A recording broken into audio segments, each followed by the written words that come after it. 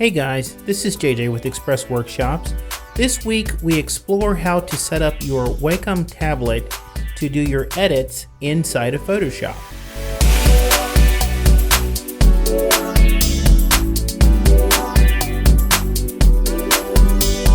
Now if you've viewed my videos before, or if you are a subscriber to my YouTube channel, you've probably heard me say more than once that I suggest that you use some sort of tablet, graphics tablet, to do your editing inside of Photoshop.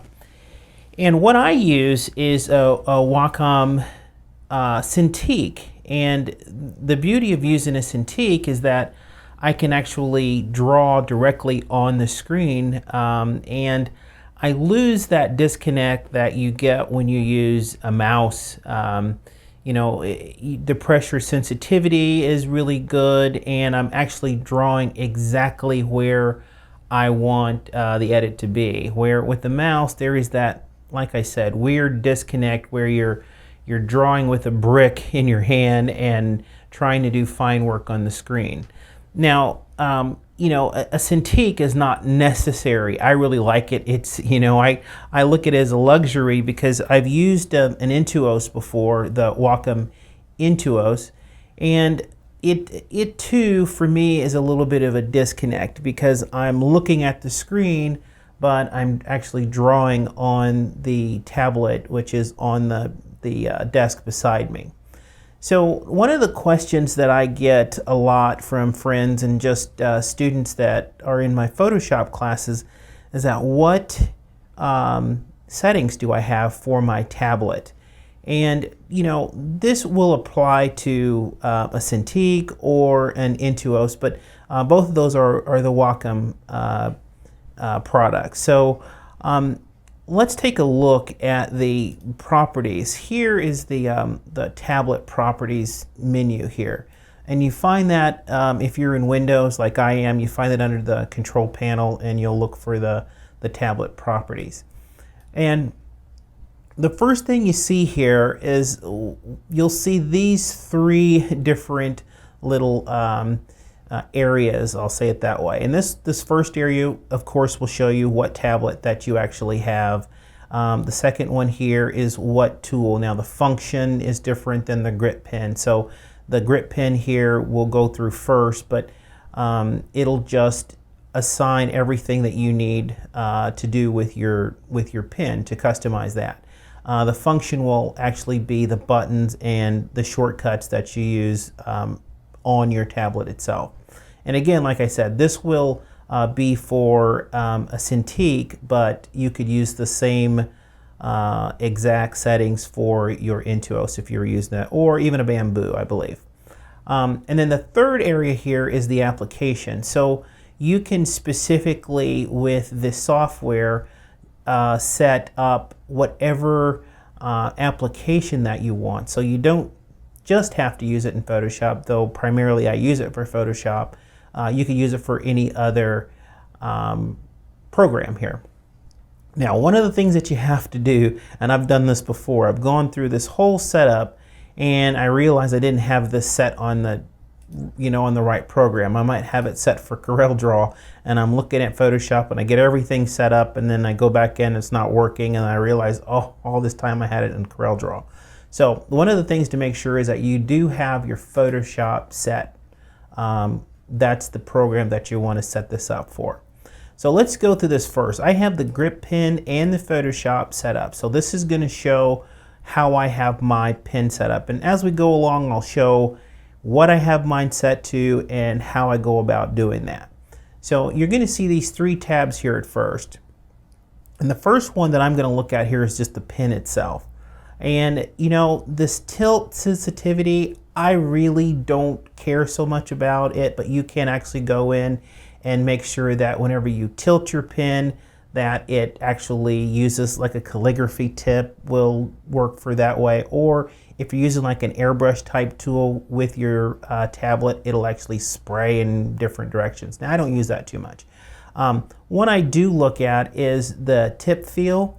And what that's going to show is that whenever I push down on my pen, so if I'm here and I've got this set for I'll say pressure sensitivity, harder I push on that, the more I'm going to get the opacity or the tip size.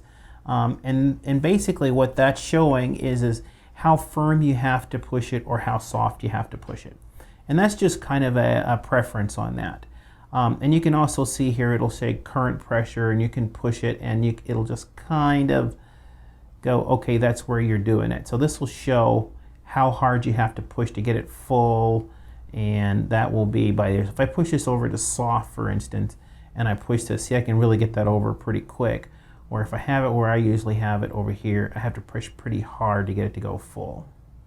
All right, so now how I have my actual pen set up is on this actual button. I have the little button that's on top. The front, I have it set for a hand tool. So what happens with mine, and I'll show you here what I do with it. So let's just say that I'm in here editing and I want to just move this around. I can click and see automatically it goes to my hand tool. So I can just move this around without having to go and hold my space bar and use my move tool to do it. I can just automatically just go in and move that around however I want. So how I have that set up in here is I'll go to this blank right here, this drop down menu, and it's a keystroke that I want, and the shortcut in Photoshop for using that hand tool is spacebar. So I'll just go in here, I'll clear this first so you can kind of see how we do it. All right, so I'll just say, hey, I want to do the spacebar. So on my keyboard, I push space, and then I've named it whatever I want. This doesn't make a difference, but I have it hand tool, and then just say okay.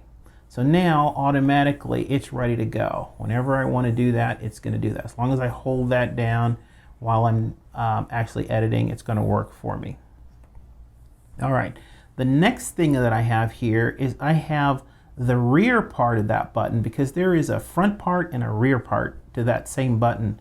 And I have the rear part as an undo. So when I look at the way that I have it set up with the keystroke, I actually have it Control-Alt-Z. So what that is that is the step backwards, or the undo, and I can just keep undoing backwards with that instead of having to do Control-Z and then Control-Alt-Z, again, to keep doing those. So what that looks like on here is, let's say that I'm making, I'll just make some marks here. I've got this, lines like that. Now I can just, on my actual pen, just use that back key. If I press it, you can see every time I press it, it does it undo on each one of those edits that I did. All right, and then the other thing that I have on here is my eraser, and basically that's pretty straightforward. But your eraser you can actually set up for different things. It just kind of depends on how you want to do it. I do a lot of drawing, so I like to just have my eraser be my eraser. So that's what I've got set. But if you want to do it on something else, you could have it for a right click. You could do it for any keystroke that you wanted. You could have it open a program here. It has an open run. You can just completely disable it, or I think the default is the eraser. All right. So that part is just pretty much straightforward. The other tab here, if you want to go and actually calibrate your monitor, if you push the calibration, it'll go in, it'll ask you to tap different places on your monitor, and it'll get it calibrated so that whenever you push in this area, it's that area that you're doing. All right, so let's go ahead and go to the function. And again, now when I push function, you see it went to other programs here. So whenever I push that, I'll make sure I'll go ahead and push Photoshop again. And what this is showing me first with the express keys is that it's showing me these keys that are on the side of my Cintiq. Now I have buttons on the left-hand side, and I've got buttons on the right-hand side. So here you can see here is the button for the left side, and here's the buttons for the right side. And also, that something that might be a little confusing at first is that this is the keys right here for the top, because I have 4 keys here at the top. Then I have a button a rotating button here, and then I have 4 at the bottom. So it kind of looks like in this diagram that this is for the left hand side and this is for the right hand side, but you have to toggle back and forth to get that. That's just showing you the buttons that are above and below this toggle button here. So I have mine set up, and I'll push this button here so you can kind of see what it's doing. If I push this, let me get it into here. If I push the radio button here, I get this radio menu. So when you look at my, let's pull that back up again, you can see that my first button here is my radio menu. And then I have just things that I use all the time. The top part here is a little less used for me because when I put my hand on my Cintiq, I just kind of rest it on the side here, just like I'm doing now. And I don't reach up here that much. I don't reach to the top buttons that often. But I do use the bottom buttons a lot. This just seems to be a good position for me. So things that I use a lot, like here I have the brush tool set up. And just to show you real quick, I won't go through every single one of these, it's pretty monotonous, but on the brush key, I just have B there because if I push B on my keyboard, that's going to give me my brush. So that's what I've got it set up, and then I have it named brush tool. Okay, and a lot of things that I'll do if I'm doing like a layer mask, I'll toggle back and forth between my foreground and background color. So I have this key set up for that toggle black and white. It's what I've got it called. And then I've got a multiplier here. I'm always pushing Alt on my keyboard, so I've got it set up that way.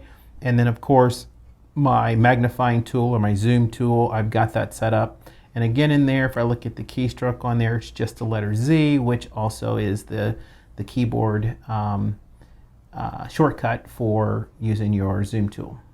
All right, so and on the right hand side I have some things, and again for the bottom I use it a lot more than I do with my actual top ones. So these are just kind of the defaults that are there. I don't use them that often, but the bottom one over here I do have this, so I can just one stroke, I can go ahead, or one button push, I can just go ahead and flatten my artwork. I have it so I can invert my mask. I do that all the time. If I've got a couple layers that I've got selected, I can go ahead and merge those layers, and I can just copy a layer. So instead of doing Control J on my keyboard, I can just go ahead and push that one button and it'll go ahead and do my duplicating of my layer. So as you can see, these are really handy and they're pretty personal on how you use it. Also on a Cintiq or on some models of the Intuos, you have a strip. Now my strip is here on the back and I just use it to go up and down, and I've got mine set so that it is the brush size. And I don't toggle this too many times, though you can push this button and go in and do the toggles. I just have it set for brush size because that's usually what I use it for. I can set how fast or how slow each one of those actions are on this, but basically it just says the same thing. It says left and right. I have two of the touch strips on both the back sides of my Cintiq. And again, if I look at this, I can look at the keystroke on there. It shows you if you go to the top, it's my bracket key, it's my close bracket key, and then my left bracket key is for going smaller, which is the same that you would do with your brush if you were adjusting the size with your keyboard. All right, so one other thing that I actually use a lot, and this gets a little bit complicated, but the radio menu is just a good place for doing things that they're not necessarily a button push, or maybe something that you use sometimes but not all the time. And I'll show you how mine is set up. Let me go ahead and close this.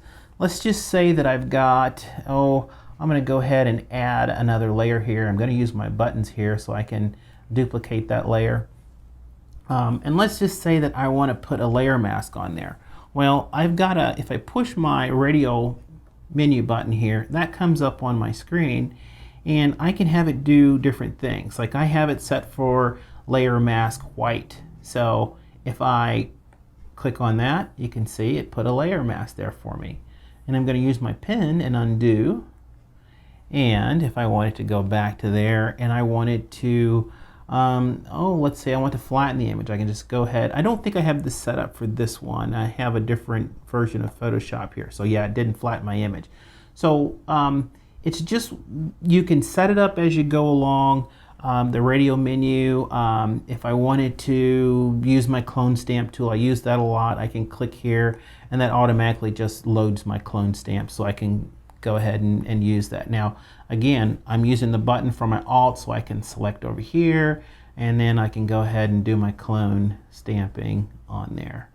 Again, I can use my back button on my pen and just undo that.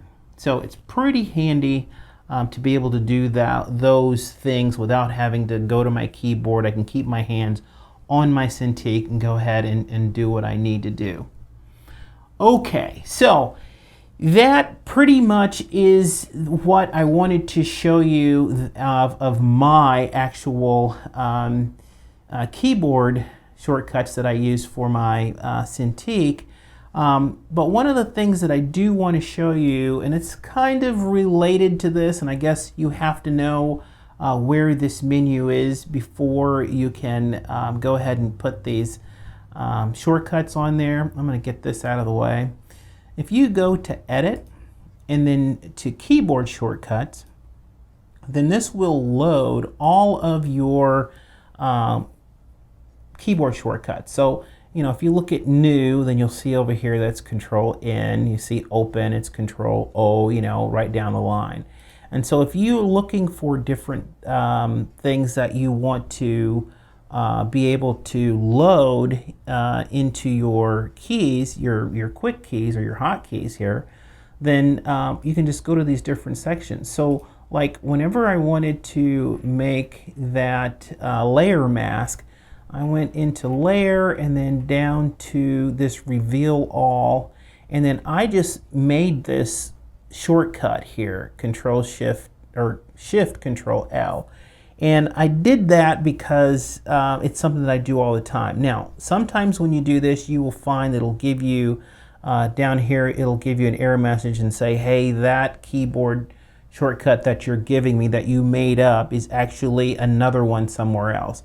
And I believe that this one was actually for auto tone or something, and I didn't care because I never used that shortcut, so I just went on and used it here. And so this Reveal All on the layer mask is just putting a white mask on, and this Hide All is actually one that I made up, Shift Control Q, and that puts a black mask on. So I just went in, made my own keyboard shortcuts, or I just watch the ones that are here. So if I've got, for instance, the duplicate layer here, well, group, let's see, let me find another one here that I have. Like layer, Control Shift N. If I want to make another, if I want to, create another layer and I don't want to do it, I can just assign this Shift Control N, which is the default shortcut, keyboard shortcut for that command. I can just go ahead and use that. But I thought before I closed out the video that I would go ahead and open up this section, because there's all kinds of things in here that you can use. You might even want to just go scan through here and see what's available to you. Because there's lots of things that you might find that are kind of cool. For instance, like I said, if you go in here to the shortcuts, you can see that when you go to your keyboards, like if I wanted to put a label here and I wanted to make this an open and run, well, it's going to ask me to browse for a file or something that I always use, and if I click that, then it'll go ahead and open that actual file, or it will, I'll do it a lot for my default page sizes. So I'll just actually save a file somewhere that has so many layers on it, for instance, and it has maybe some text, kind of a template. I'll save that somewhere on my hard drive, and then I can just use that to open that file every single time, do a save as when I'm finished modifying it, and then I don't have to go through those steps every single time when I want to do that thing. Okay, so I'm rambling on, and that is our video for this week. If you have any questions on this, which this can get pretty complicated or it's just pretty easy, be sure to just leave a comment down in the comment section. Ask a question. I'll get right to it, answering your question. Also, make sure that you subscribe to my videos so that you can see when the new videos are out. And I thank you for watching this video, and I'll see you next week with a brand new video. Thanks a lot. See ya.